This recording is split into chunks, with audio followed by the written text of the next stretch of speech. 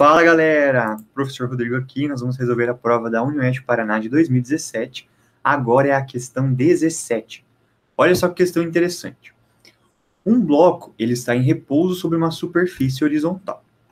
Nessa situação, atua horizontalmente sobre o bloco uma força F1, que daí seria esse caso da figura A aqui, ó, de módulo igual a 7 newtons, então já vou colocar o valor aqui, ó, 7 newtons, e uma força de atrito sobre o bloco da superfície. Então aqui temos uma figura também, né? Uma força adicional F2 de módulo 3 newtons, então aqui tem 7 newtons ainda, e agora ele coloca uma força de 3 newtons aqui, ó. Atua na mesma direção, que é a direção horizontal, só que em sentido contrário a F1, e ela é aplicada no bloco na figura B, então, que é o caso B aqui. Com a atuação das três forças horizontais, F1, F2, e o bloco em repouso, olha o que ele fala, bloco em repouso, assinale a alternativa que apresenta corretamente o módulo da força resultante FR sobre o bloco. Então, olha que legal, gente. Para a gente resolver esse exercício, a gente tem que lembrar o que o repouso ele significa para uma dinâmica. Então, a gente tem várias situações. E a segunda lei de Newton, ela fala que a força resultante é a massa vezes a aceleração. Então, perceba, se eu tenho aceleração, eu tenho velocidade.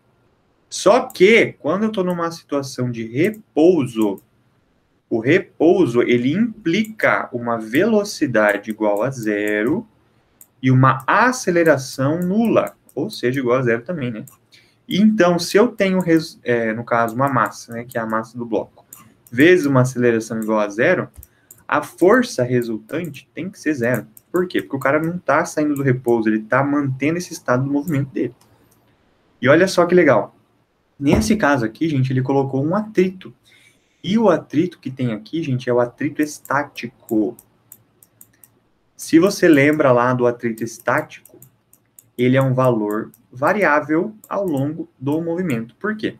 O atrito estático ele pode começar num valor nulo, quando não tem força atuando no bloco, então não existe o atrito, até um valor máximo. Então, o atrito estático ele vai aumentando o seu valor até que ele esteja na iminência do movimento e ele vire um atrito dinâmico.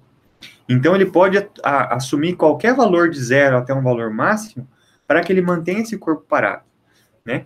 Então, imagina assim nessa primeira situação.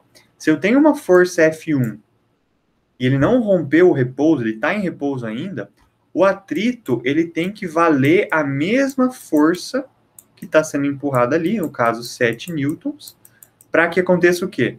Para que elas se igualem, né, com sentidos opostos, e deu a força resultante igual a zero, porque a força resultante é o somatório de todas as forças que estão atuando no corpo. Se eu tenho uma força para a esquerda com 7, para que mantenha zero, né, de força resultante, tem que ter uma para a direita de 7. Então, nesse caso aqui, ó, a força resultante vale zero, porque o corpinho está em repouso, então elas têm que ser iguais. Nesse caso da figura B, que é o que ele pediu, gente, quanto que vale a força resultante? A força resultante também vale zero. Por quê? Porque o cara está em repouso. Só que nesse caso aqui, gente, o atrito ele é menor, porque no caso tem uma força ajudando o atrito, né? Então aqui vale 4 newtons para fechar 7 para cada lado. Então a gente tem que cuidar em exercício pegadinho assim, porque ó, aqui tem a resposta de 4 newtons, ó, aqui tem a resposta de 7 newtons, aqui tem a resposta de 3 mais 7, que é 10, aqui tem a resposta da força de 3. Então tem todas as coisas para induzir você ao erro, mas você tem que lembrar do conceito que a força resultante é zero quando está em repouso. Então aqui a gente tem que a letra B é a letra correta. Prof, existe mais algum tipo de condição onde a força resultante é zero? Sim. Se ele tivesse falado assim, ó, a velocidade é constante, também seria o caso de ter força resultante igual a zero, tá? Então, cuidado com isso.